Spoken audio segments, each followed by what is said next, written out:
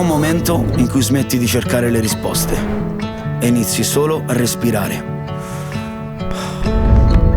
Le foglie cadono, la città si spegne e tu resti lì a guardare cosa rimane.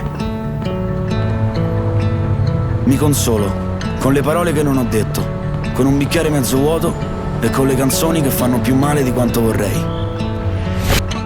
Mi confido alla notte, ai ricordi, a chi non c'è più, perché certe verità non si dicono, scivolano piano come la pioggia sui sanpietrini.